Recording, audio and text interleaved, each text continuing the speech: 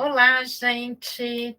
Estamos hoje dando início a mais um Mesa Redonda, hoje com um convidado super especial, que é super gracinha, que é o Lucas Kahn. Ele é autor de 2 livros. Hoje vamos estar falando especial sobre Anunnaki, que é um dos livros dele, Anunnaki, Deus, o Pai, ou aquele que vieram do céu. É bibliotecário, escritor, tem o canal Logose, que está o logo dele ali. E vamos, sem mais delongas, conversar um pouquinho com o Lucas. Tudo bom, Lucas? Tudo bom, Alessandra? Tudo bom, Marcelo? Eu quero inicialmente agradecer pelo convite e dizer que é um grande prazer estar aqui com vocês. Prazer é nosso, Lucas. Então, fala um pouquinho para a gente sobre seu livro, discursa um pouquinho sobre o que o seu livro traz e os seus pensamentos sobre isso que é tão falado, né? Essa turminha. Tá certo. Então, eu tenho 2 livros, né? A gente vai falar sobre o segundo, os últimos serão os primeiros. Vamos falar então sobre os Anunnaki. Eu quis trazer um viés mais acadêmico para o assunto Anunnaki, trazer mais um viés assim de pesquisa. E o livro traz exatamente o que foi a minha pesquisa ao longo de, agora já deve fazer uns quase 9 anos de pesquisa. Eu iniciei estudando Zeharia Sitchin, tive contato através da teoria clássica, digamos assim, de Zeharia Sitchin, dos extraterrestres que vieram de Nibiru e criaram os humanos por engenharia genética.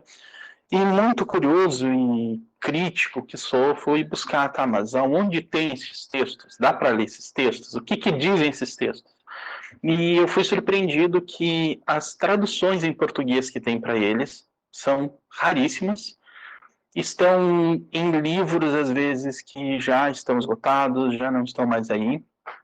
E eu quis fazer diretamente da fonte, como eu não entendo inglês, eu fui buscar nos museus, em algumas coleções que tem na internet, fiz as traduções para o português, tem alguns mitos, não são muitos ali no meu livro, e fiz comparações da história que Sitchin falou, onde é que eu posso ler, se está um pouco diferente, se não está, e trouxe essa caminhada também. O livro começa de uma maneira até um pouco dramática, trazendo um texto de lá de 2000 e poucos antes de Cristo, se eu não me engano, de um homem que pede para o seu Deus, naquela oportunidade para o Deus da cidade, que lhe abençoe e lhe alivie do seu sofrimento, da sua dor. E é algo que puxa muito pela gente também, né? A gente costuma procurar Deus, religião, centros espíritas, igrejas, enfim, quando a gente tem algum problema. Então eu quis trazer isso, a nossa angústia por uma busca por um Deus, ainda então algo externo a nós, né? Quem a gente externo ao nosso pedido de salvação. E chegamos então, né, fazendo a história de trás para frente, onde a gente está hoje, para trás, a gente chega lá na Suméria, que são os primeiros humanos que rezaram para não um deus, mas para deuses. Então o livro traz essa trajetória de pesquisa e mais perto do final do livro uma trajetória mais arquetípica, tentando observar os Anunnaki como arquétipos, observando o que o Deus judaico-cristão que se posicionou à frente da nossa história como um Deus Senhor dos Exércitos, como é dito muitas vezes, um Deus patriarcal, o que isso ocasionou na retirada da feminilidade dos deuses, das deusas e arquétipos femininos da nossa história. Então o livro faz toda essa caminhada. Desculpa se eu me estendi um pouco, mas eu quis trazer tudo que abrange o tema Anunnaki, que é gigante, não é pouco, né? Não, tanto que é um livro, né? E aqui a gente tem menos de 1 hora para discursar sobre ele, né? Isso. A gente vai falar, né? Você já falou dos Zaharia Sittins, ou Zacarias Sittins, né? Assim, o objetivo aqui não é contestar as obras que ele trouxe, né? Mas é ter uma outra visão, um outro viés sobre esse mesmo olhar, né? Então a gente sabe que ele estudou assim sobre as tabuletas sumérias, né? E parece que poucas delas foram traduzidas, daquela imensidade ali que foram descobertas. E ele se baseou em estudos de 2 outros pesquisadores que já tinham traduzido essas tabuletas, né? E complementou com o seu estudo. E a gente vê que no seu canal ali você faz vários vídeos onde você vai tentando traçar um paralelo, né, daquilo que ele traz a partir das tabuletas ou a partir de uma interpretação daquelas tabuletas, até porque existem fragmentos, né? E ele complementa com alguma teoria, com alguma coisa que ele acreditou ser a realidade na época que ele construiu aquele entendimento. E você mostra o lado acadêmico, como que a gente deveria ler as tabuletas de forma correta, né? Conta um pouco como que foi esse seu estudo e como que você se baseou nessa comparação, se é que a gente pode dizer que a gente pode falar que você fez uma comparação, né? Bom, para ser 100% justo, não só com vocês, com quem está assistindo, com o Sitchin, com todas as outras pessoas que estudam o assunto, primeiro e mais básico, eu devo dizer que eu não sei tudo e não sou o dono da verdade, né? Eu digo constantemente isso no canal. Fora isso, eu preciso fazer um segundo alerta que seria muito difícil que alguém tivesse acesso a todos os textos, pudesse comparar todos os textos, aqui textos eu quero dizer as tabuletas sumérias, acádias, assírias, né, as tabuletas descobertas na biblioteca de Nínive, e fazer, então, digamos que eu tivesse ela aqui, fazer um comparativo aqui com o que o Sitchin disse, e então fazer o debunker, né, derrubar a teoria dele baseada no que tem aqui. É muito difícil esse derrubar a teoria de Sitchin por essa justificativa, a gente não tem acesso a tudo. O que eu pude ler nos museus, em outros sites, não são só os museus também, tem outras coleções na internet, eles são fragmentos literalmente fragmentados, porque eu tenho, sei lá, uma história completa, digamos, um livro em 12 volumes, e eu estou lendo o volume 5, eu não sei quais são os outros, do 1 ao 4, do 6 ao 12, digamos, e eu também não sei qual a parte do volume 5 que eu estou lendo. Então, é difícil a gente fazer esse comparativo, mas em alguns pontos é muito claro. Quando a gente observa a história da criação dos Lulus, eu pelo menos pude localizar um desses textos na internet, está lá no Numa Elish, e então a gente consegue fazer o comparativo do que o Sitchin falou, do que as tabuletas estão dizendo. Eu vejo que a grande diferença que tem para a academia, já que eu tenho formação acadêmica e trabalho na área acadêmica, é que na academia eu olho para o texto com a lacuna, eu não preencho a lacuna. Eu não digo o que eu acho, eu trato ela como uma lacuna. Não só isso, eu trato o texto inteiro como um mistério, ou como um mito, como uma história, como um conto. Ele é o que é isso aqui. Aí você vai perguntar para algum acadêmico, tá, mas o que é isso? Não sei, é o que é. Então, a história de Sitchin e a nossa interpretação, quando a gente lê, a gente vai construindo essa história desses volumes aí que eu dei o exemplo, baseado nesses fragmentos. Mas eu sempre gosto de dizer que a gente tem que botar o pé atrás e observar essas tabuletas no que eu posso ter as minhas teorias, as minhas crenças, seja de Sitchin, seja de outro estudioso, mas eu também tenho que olhar para essa história fazendo a volta, dizendo, sim, eu acredito nisso, mas ela vem de uma história fragmentada que não é possível que a gente diga completamente, com 100% de certeza, que sim, é isso aqui. Mas Sitchin foi fundo, eu daria muitos créditos a ele, embora tenha também as minhas críticas. Eu acho uma ótima fonte de pesquisa. É por isso que os livros do Sitchin são tratados como obras ficcionais, justamente porque houve uma interpretação dessas lacunas? Eu diria em 2 pontos. Primeiro, sendo mais uma vez justo, sim, porque uma vez que há interpretação de lacunas, a gente é obrigado, né, pensando em filmes baseados em fatos reais, também tem aqueles pontos obscuros da história dos personagens que se faz uma criação ficcional em cima, e ao mesmo tempo, aí a gente entraria numa parte mais conspiracionista, porque a gente sabe que isso ia derrubar o planeta Terra inteiro, né, se a gente descobrir que, de repente, a origem dos textos bíblicos e de outros textos, né, descobrirmos enquanto sociedade, amplamente dito, que eles têm origem em uma cultura politeísta de deuses que desceram dos céus, que é o que está lá nas tabuletas que dá para ler no museu, está lá, desceu do céu. E aí o que eu brinco no canal e brinco quando eu converso com as pessoas, o que é que eu faço o quê? É o que está escrito. A realeza desceu dos céus.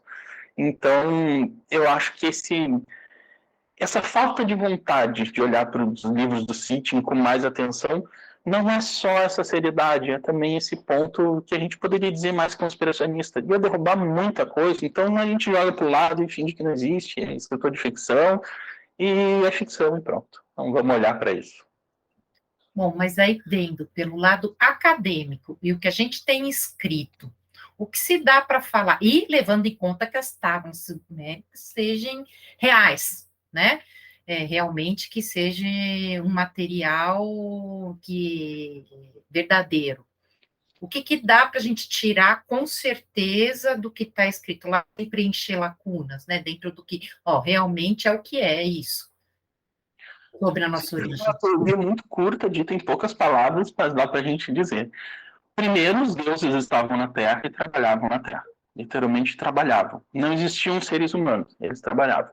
Essa parte que eu estou dizendo aqui, a gente tem uma área lá do British Museum, do Museu Britânico, que está lá, tem uns desenhozinhos, umas pinturazinhas que eles fizeram, e tem esse texto embaixo. Então, a realeza estava na Terra, a realeza aqui, os deuses, eles estavam na Terra, eles desceram na Terra, fundaram cidades e trabalhavam.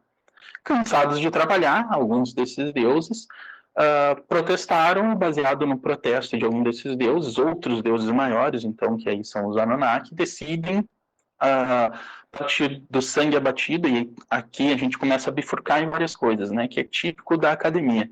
Quando a gente olha aqueles testes randomizados, né, eles vão dizer, tal coisa pode ser por tal motivo e pode ser por tal motivo. Então a gente já começa a bifurcar aqui em diferentes possibilidades. Um dos textos fala que o deus Kingo foi abatido e de seu sangue então misturado com o barro da terra, e aí a gente pode lembrar do Adão, né? São feitos os primeiros humanos para substituir o trabalho dos deuses. Há outros textos que falam de tentativas, e aí dá para ver que parece uma manipulação genética, de fazer realmente um ser humano a partir de diferentes combinações. E respondendo a tua pergunta, né, fazendo um grande apanhado, que a gente pode dizer assim com certeza: os deuses desceram na Terra, fundaram cidades, trabalhavam, se cansaram do trabalho, criaram seres humanos para trabalhar para eles.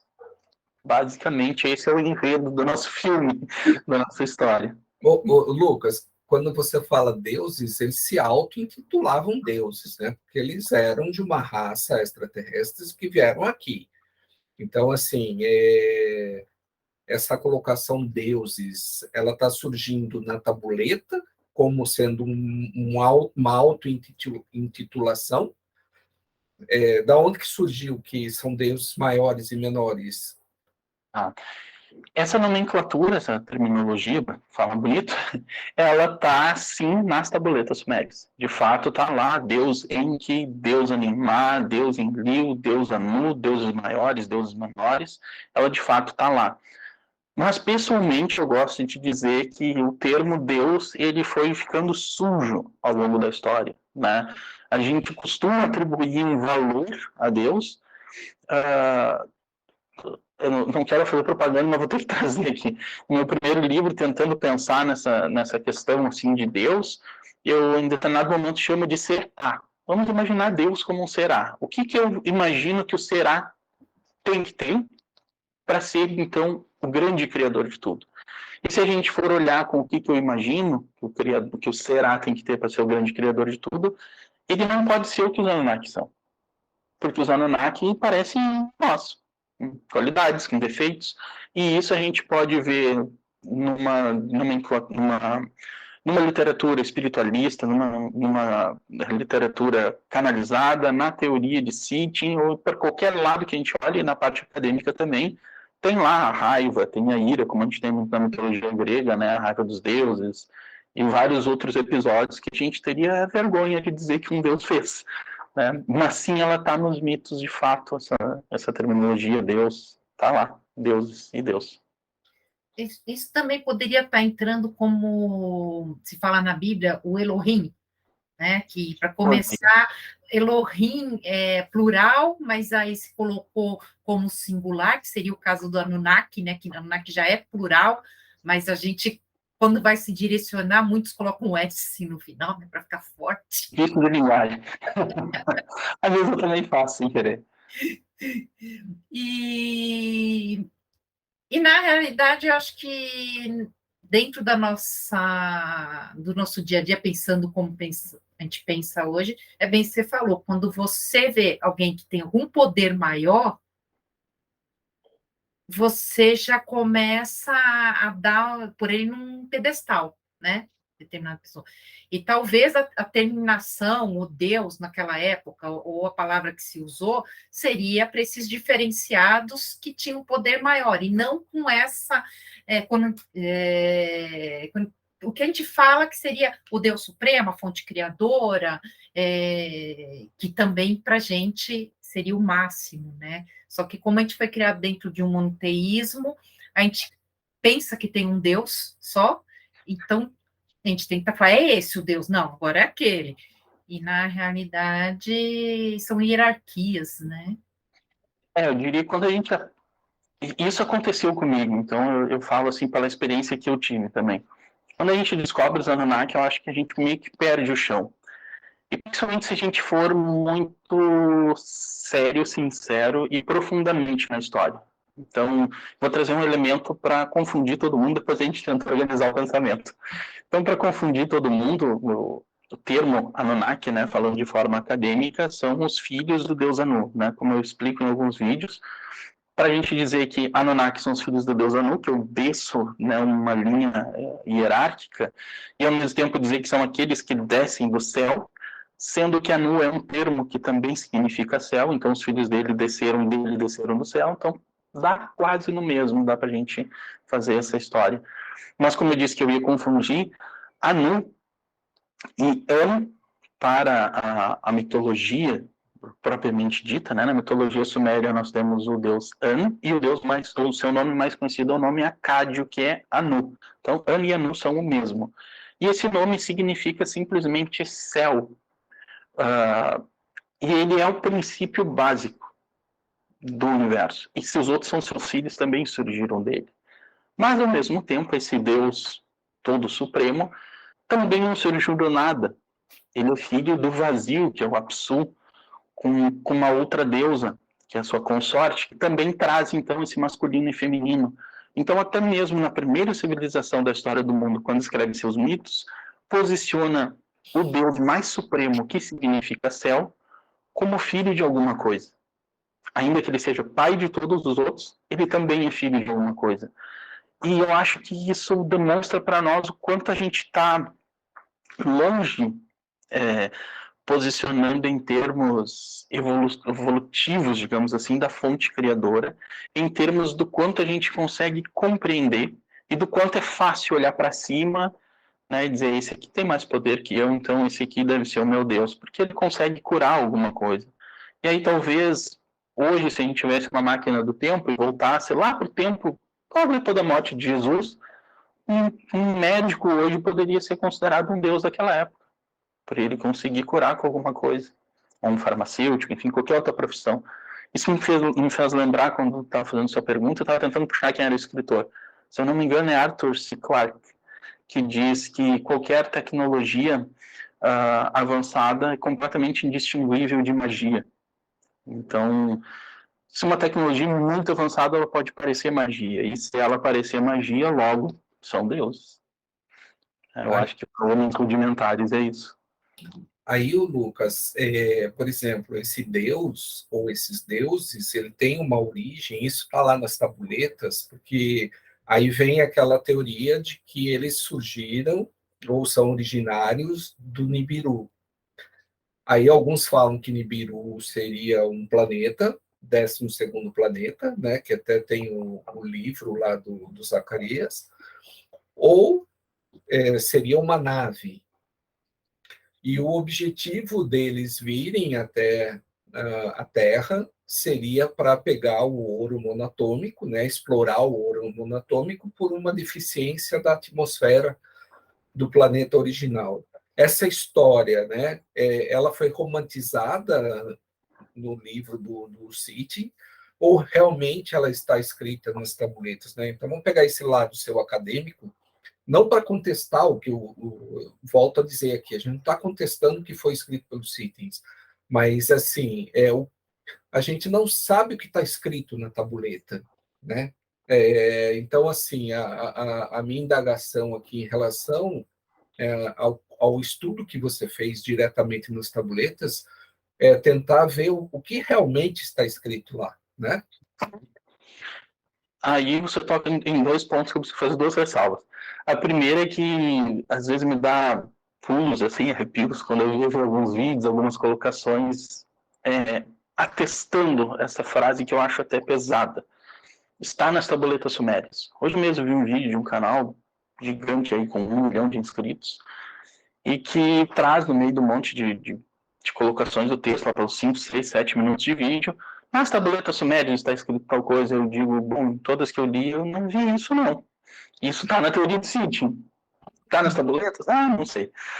E a outra ressalva é que quando você diz assim, a gente não sabe o que está nas tabuletas. Então, né, você está conversando com alguém que sabe o que tem algumas coisas nas tabuletas. Essa frase, a gente não sabe o que está nas tabuletas, eu acho que ela é muito importante. Porque Sitchin disse algumas coisas que, segundo ele, estão lá. Eu vi coisas que algumas estão, outras não estão. E, de verdade, ninguém sabe dizer o que está lá. Porque, de fato, algumas coisas parecem estar escondidas. Tem muita coisa traduzida, tem coisa que dá para ver na internet, mas tem coisa que deve estar escondida mesmo. Agora, depois de toda contextualização, deixa eu responder a tua pergunta de fato. Nibiru, ou Nebero, é uma palavra que significa simplesmente, cruzamento. Então eu poderia estar, digamos assim, eu vou voltar para o mundo antigo, tá? Então eu estou lá na Suméria, eu tenho cavalos burros puxando equipamentos ali com roda, eu tenho escolas, eu tenho comércio, tem matemática, leis, astronomia, tem diversas coisas acontecendo, e de repente eu quero ir de uma cidade para outra, e quando eu chego, eu aponto para lá, que lá está a rua para mim. Quando eu chego aqui na frente, eu preciso dizer que eu vou atravessar a rua. E quando eu vou atravessar a rua, eu tenho um cruzamento. Então eu tenho um Nebero, um Nibiru ali, eu tenho um cruzamento. Sitchin, quando leu essas tabletas, e outras provavelmente que eu não tive oportunidade de ler, isso que eu disse, a palavra, o termo Nibiru, ou Nebero, aparece no Enuma Elish, que significa literalmente quando nas alturas, e é conhecido como as 7 tábuas da criação suméria, mesopotâmica, enfim, daquele tempo. E Sitchin, quando leu isso, fez a interpretação, então, de que esse é o planeta do cruzamento, porque ele tem uma órbita elíptica, então ele cruza por todos os outros planetas pelo sistema solar, e como ele atesta lá numa das tabuletas do livro Perdido de Genki, se não me engano a segunda, ele diz que ninguém passe acima ou abaixo. Esse é o planeta do cruzamento, e Nibiru será o seu nome. Então, isso efetivamente, Nibiru, um planeta, um problema na atmosfera, a vinda em busca do ouro, isso efetivamente eu não consegui ler em nenhuma tabuleta. E aí eu vou deixar para quem quer, né, que eu fico também com a pulga atrás da orelha, talvez eu não tenha lido porque alguém leu e disse, isso aqui não vai para a internet, isso não vai para o Museu Britânico, não vai para o Louvre, quer saber onde vai isso aqui? Vou quebrar isso aqui.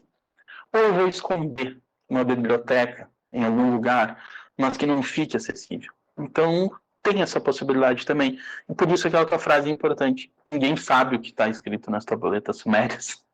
Algumas coisas a gente sabe, outras não nos é dado o direito de saber. E falar um pouquinho desse legado, né, que você comentou até no começo, do patriarcado de Anu, né, que a gente percebe que foi ele realmente quem começou a quebrar com o sagrado feminino, com tudo, e ele pôs toda a hierarquia para o lado mesmo masculino, né? O que tem disso ou na sua observação, né? Pode até colocar um pouco do seu pessoal, porque é lógico que você tem outros, né? Tem inclusive outro livro, né? O Lógico da Vida. Sim, então, assim, aí o que a gente pode dizer a esse respeito é justamente a leitura com comparação, com estudos, e literalmente eu tenho que colocar um eu aqui, nessa, né, literalmente interpretação. Fazendo uma base do que realmente está lá nas tabuletas, a gente vê um Deus supremo, que toma, e aí eu sempre uso essa nomenclatura Deus quase como um vício de linguagem, porque é o que está nas tabuletas, eu prefiro manter assim, mas a gente pode chamar de falsos deuses também, né? Não está dissociado da fonte criadora. Mas enfim, a gente tem um Deus patriarcal que toma as decisões e absolutamente nada é feito sem o auxílio dele, sem a decisão dele, sem o aval dele. E nós temos deusas na Suméria encantadoras, poderosas, e em determinados momentos da história, quando a gente fala na Suméria, às vezes a gente bota assim na nossa vida, que parece que está tudo acontecendo agora, né, nesse momento, nessa noite, manhã ou tarde, dependendo do horário que você assiste. Mas não, são milhares de anos de uma cultura suméria que depois migra para a cultura acádia, para a cultura síria. Nós temos ainda um gap talvez anterior a isso, a gente pode lembrar de Göbekli Tepe, ali na Turquia. Então, tem muitas deusas cultuais. Primeiro, tem muito espaço de tempo, e segundo, tem muitas deusas que, à medida em que o tempo passa, e as cidades-estados se desenvolvem na Suméria, e nós temos aqueles megalíticos, aquelas estruturas em forma piramidal, os zigurates. Nós temos, então, um Anunnaki, ou um deus para cada cidade. Nós temos, sim, deusas responsáveis por cidades. E cidades que reverenciavam a deusa, e não necessariamente um deus masculino. E ao longo da história, primeiro o politeísmo permite essa adoração a deusas, né? Eu me lembro também da deusa Ísis no Egito, entre tantas outras, né? Só me vem em mente agora Ísis, mas tem outras milhares, né? Ou ainda na cultura hindu também. Mas quando o caminho é feito em direção ao monoteísmo, o deus patriarcal, ele abarca para si as características não só de um deus masculino, de guerra, de força, de decisão e de definição, mas também abarca características mais ligadas a arquétipos femininos, como a amabilidade, a afabilidade, a doçura, a própria... né, se a gente pensar, quem nos gerou são mulheres. E essa geração das mulheres também é, de alguma forma, na história, digamos assim, contada na Bíblia, e eu refiro aqui a Bíblia, a gente pode pegar antes a Torá, né, como uma caminhada para o monoteísmo. E essa caminhada para o monoteísmo, ela coloca, impõe que às vezes as mulheres não podem ter filhos, e depois que Deus concede, então elas podem ter filhos. Então até o poder da maternidade feminina está atribuído a um Deus patriarcal. E, pessoalmente, depois de todos esses milhares de anos de dominação patriarcal, sob também a luz desse Deus que a gente acaba venerando, eu acho que, pensando como homem também, isso traz um malefício muito grande para a sociedade e para nós, enquanto homens também, por a gente imaginar que determinados hábitos, determinadas atitudes, eu acho que hoje a gente está se libertando um pouco, né? Poder abraçar um filho, dar atenção para um filho, dar amor para um filho, mas há séculos e séculos de história, isso era delegado às mulheres. E isso era delegado às mulheres como se um homem fizesse isso, é um grande problema. Como se para um homem largar o seu trabalho e cuidar de um filho fosse um grande problema. Eu atribuo isso sim a esse Deus que a gente, essa entidade, vamos pensar essa entidade espiritual que a gente criou, caminhou através dos séculos, porque ela reúne essa característica de mulher, de arquétipo feminino, e então as deusas femininas parecem não ter mais utilidade, porque agora eu tenho um Deus que tem tudo. Eu tenho Deus, Pai, Filho e Espírito Santo. Eu não tenho mulher. O lugar da mulher foi negado ao longo da história. dentro dessas nossas crenças que a gente traz, né, que está impregnado na gente, você acha também que poderia essa criação Deus, Pai e Mãe, que fica lá no céu, porque Anu ficava distante, né? E você precisa de intermediários para estar se comunicando ou sabendo qual a vontade desse Deus uno, né? Que aí você estaria usando essas outras entidades, que seriam os filhos, ou esses semideuses, ou esses deuses menores, né? Como coloca na Tábua Suméria, para se comunicar, né? Para você saber a vontade de Deus. Então, sempre que você já coloca embutido a necessidade de intermediário, né? E quebra o vínculo de você voltar para dentro e procurar Deus em você, né? Eu acho que aí começa a construção que a gente chama, coloquialmente ou popularmente, enfim, da Matrix. E ela começa já lá na primeira civilização da história na Suméria. Porque depois que as cidades se desenvolvem, nós temos essas estruturas em forma de pirâmide, os zigurates, né, nós temos um deus, ou uma deusa também para cada cidade, e, Deus é muito popular, e não é recebido por qualquer um.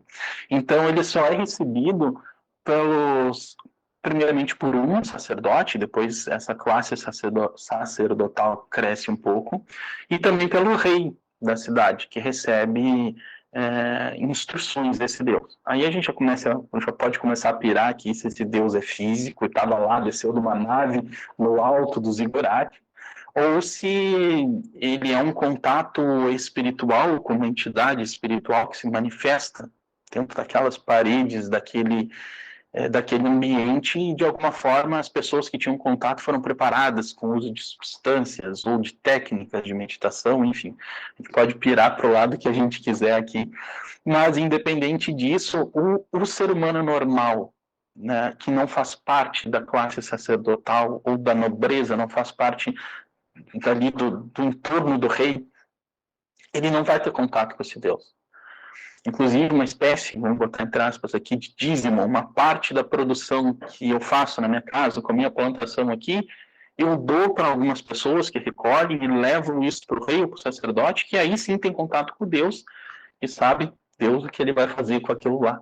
Então, a gente sempre teve um intermediário, eu acho que isso está lá, assim, vamos dizer, no nosso DNA. Parece que a gente não consegue chegar. Eu vejo tudo isso como armadilhas, né? Para a gente não voltar para dentro, né? Aqui a gente já está há algum tempo de vídeo, então acho que é bom fazer um esclarecimento aqui que eu acredito na fonte criadora e parece que tudo que a gente estuda, analisa, vê, para onde a gente olha, parece que tudo foi feito para a gente não olhar para dentro, não tomar contato com a fonte criadora, porque às vezes parece que ele tem perigo, um risco, uma coisa, e é melhor a gente não fazer isso. Sempre tem um intermediário, sempre tem alguém. A gente não teria capacidade, né, para essa comunicação ou para saber totalmente a verdade, que é o que a gente escuta, né? Agora que a gente estuda um pouco mais, sempre tem essa frase, né? Vocês ainda não estão prontos, não têm a capacidade, sempre coloca a gente como muito pequeno, né? Aí você vê, por exemplo, pegando da Suméria para cá, que seria a primeira civilização, né? Todas essas mitologias que surgiram em vários povos, a gente sempre vê um deus maior e depois alguns outros deuses, né? Se não me engano, em alguns vídeos teu lá, você fala que os Anunnakis eram compostos de 12 deuses. Se não me engano isso, se eu não estou enganado. Isso, inicialmente sim. Aí vamos lá para Odin, Thor e Loki. Né? A gente pode dizer, por exemplo, que esses deuses Anunnakis, né, intitulados deuses Anunnakis, que têm uma longevidade extraordinária, né, que se dizem estar vivos até hoje, não sei se com a mesma roupagem.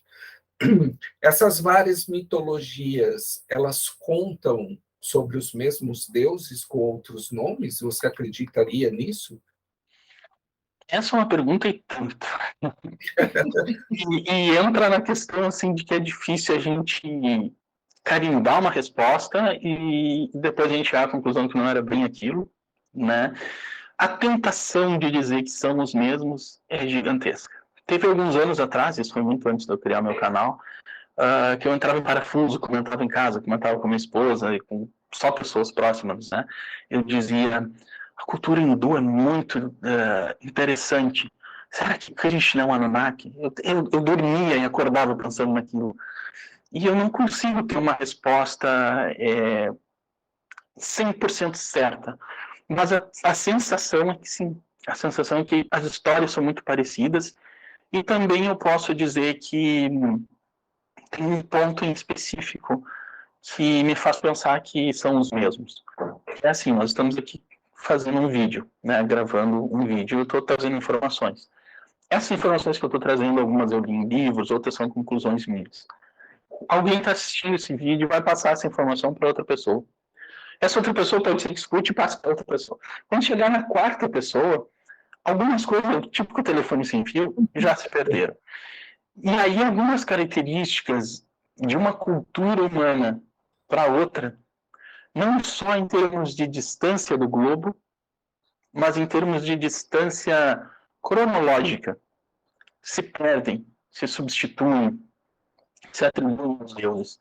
Uma coisa extremamente humana. Eu estou aqui escrevendo a minha tabuleta, né? Porque assim que hoje a gente está, né? Hoje poderia fazer até assim. Eu estou escrevendo aqui na minha tabuleta, e aí o fulano lá diz, Deus em que fez tal coisa. Eu falo, acho que ele disse em grego. Pode acontecer. A gente não pode se iludir assim, de que está escrito na pedra, então é fato, porque há textos até que se contradizem entre si. Pensando na parte acadêmica, uma tabuleta às vezes contradiz a outra. Eu não sei se, né, porque aqui eu vou trazer então não só uma contradiz a outra, mas um fato em si. Se eu pegar a epopeia de Gilgamesh, que é tida como o primeiro texto literário da história humana, há diferentes versões do texto. Um deles, desculpa o spoiler aí para quem não conhece o texto, né? Nós já tem milênios, né? Então não é bem um spoiler. Um deles, Enkidu, o grande amigo de Gilgamesh, parece morto no mundo dos mortos, lá no reino de Ereshkigal e de Nergal. E em outro texto ele parece que ele não está morto. Ele só saiu da cidade onde está Gilgamesh. E aí quando eu vou compor o mito para fazer um livro e vender, qual versão eu vou botar? Então tem coisas que negam aqui. E aí quando eu digo fazer um livro, vou vender, eu digo livros que falam mesmo. A Epopeia de Gilgamesh está aqui, vai na livraria, hoje está muito em voga, né? Eu acho que vai ter até um filme agora em 2023, argentino, se eu não me engano, uma animação. Eles precisam fazer opção por um determinado ponto. Então a gente não pode fugir da possibilidade de que há coisas que podem estar erradas. Então essa distância cronológica, essa distância geográfica, eu acho que ela contribui para a gente enxergar que todos partiram da mesma fonte, não fonte criadora, mas da mesma fonte de história acontecida, o mesmo dilúvio, o mesmo contato com seres divinos, com deuses, com naves espaciais, com seja lá o que for, e tiveram diferentes nomes, mas alguns abarcaram as características uns dos outros. Então a tentação é gigante para a gente dizer que são os mesmos. É verdade. Até as próprias tabuletas, né, se a gente parar para pensar que ali tinha não sei se a gente pode chamar de um escriba, ele vai registrar ali o que os deuses pediram para serem registrados, né? Quem garante ali também que a história real estava sendo contada, né? Ali é o registro de um fato que alguém pediu, registre isso, né? Registre-se esse fato. Pode não ter sido daquela forma, né? História contada por quem ganha quem trabalha para alguém sabe que às vezes a gente faz o que não está muito afim de fazer. Então, mais ou menos assim, eu queria registrar de outro jeito, mas vou ter que registrar desse aqui, porque é essa ótica que estou mudando. Ou até foi manipulado, né? Contado de outra forma. Eu acho que essa é uma possibilidade que a gente tem que observar também, né? A gente às vezes enche a boca, eu digo, a gente falando muito de mim, né? Mas eu quero me referir mais a pessoas assim, que saíram daquele compêndio bíblico, né? E foram para outras mitologias, outras fontes, não acham que é coisa do diabo e que podem ler livremente aquilo que quiserem. Às vezes a gente diz muitas vezes, né? A Bíblia foi adulterada segundo interesses. As tabuletas também podem ter sido, bem como você coloca. Sim. Você citando a Bíblia, né? Assim, até uma outra pergunta, né? mas é uma indagação pessoal, né? A gente ouve muito, né? Até assim, e até a gente para comparar, né? A diferença entre o Velho Testamento e o Novo Testamento, onde a gente vê um Deus completamente diferente, né?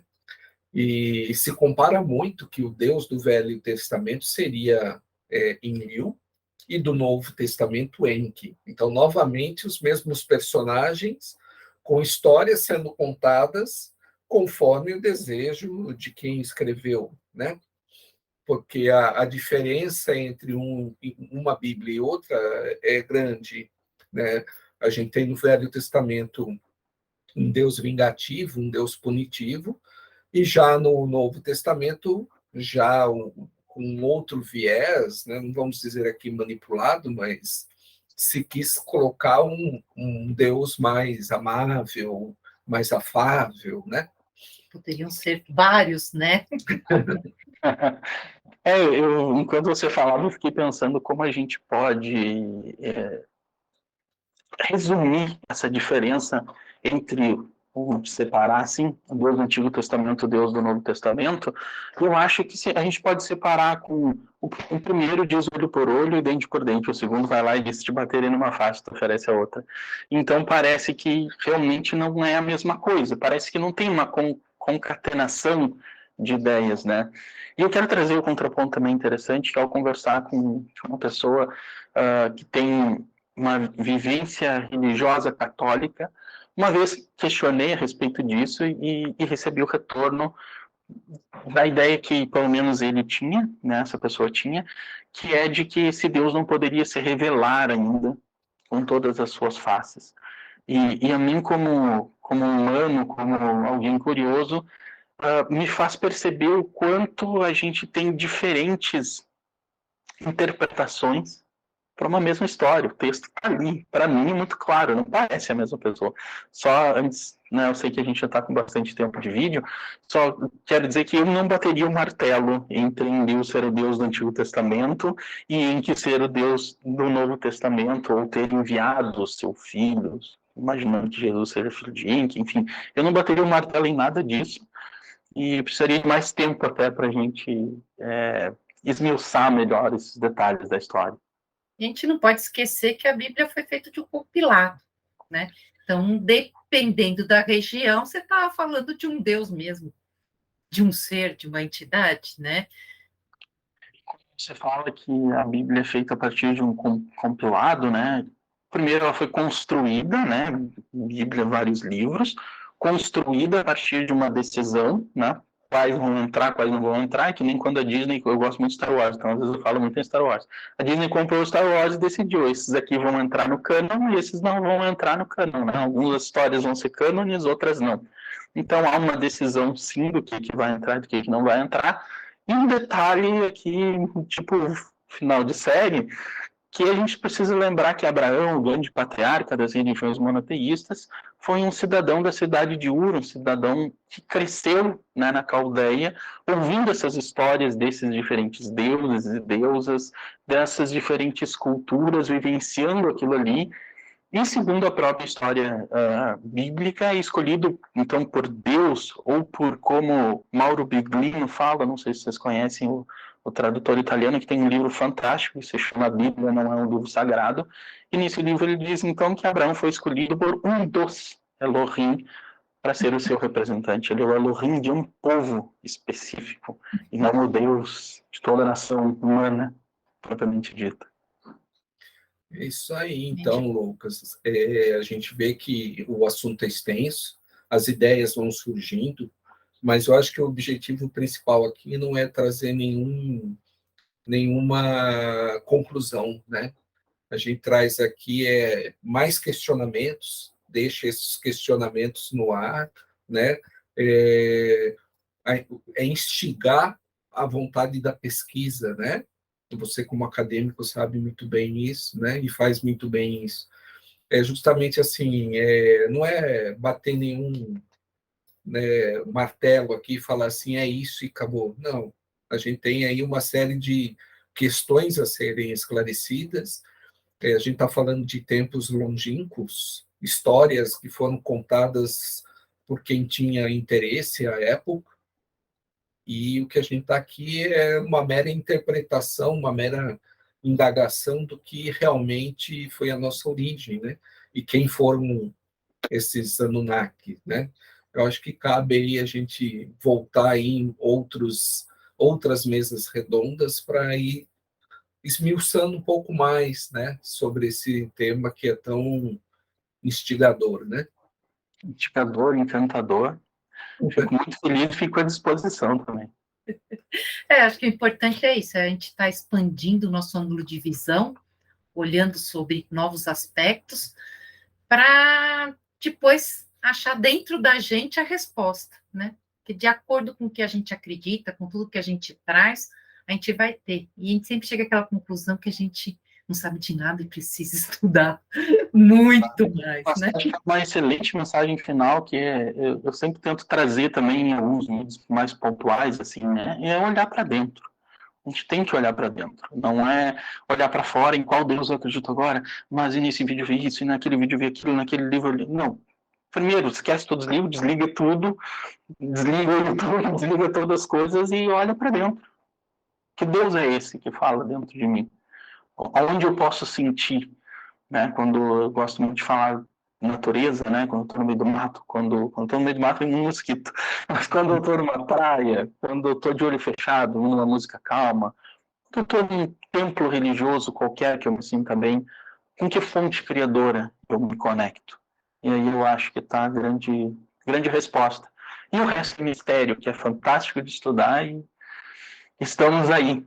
Agradeço o convite e espero a próxima. Que ótimo. Bom, e para quem não nos conhece, nós somos o Centro de Estudo Fênix.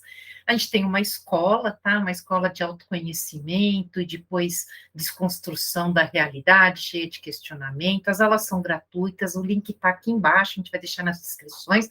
Como também, gente, vai lá no canal do Lucas Logos, a gente vai deixar as descrições aqui também, para vocês estarem conhecendo um pouquinho mais essa pessoa muito especial. Gratidão, Lucas, a gente espera você para as novas mesas redondas e também para a live, para a gente estar desmiuçando mais esse assunto. Foi uma delícia estar com você. Isso foi um grande prazer também.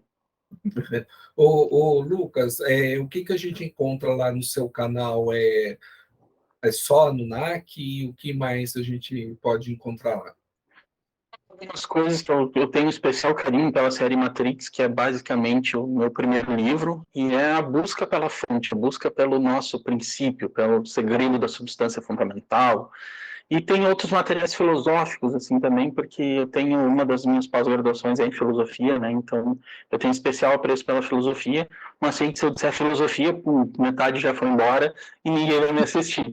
E o assunto Anunnaki é o meu grande assunto, de longos anos, de longa pesquisa, de um livro inteiro escrito, e eu tenho muita coisa para trabalhar sobre os Anunnaki ainda, então pretendo ficar massivamente nesse assunto por algum tempo. Mas quero trazer, sim, coisas sobre espiritualidade, outros tipos de vieses, enfim, agora me faltou qual seria o mais correto. E, por enquanto, 100% focado no tema Anunnaki, na história Anunnaki de Zaharia Sitchin, a série que está sendo feita, porque eu acho que é a grande porta de entrada.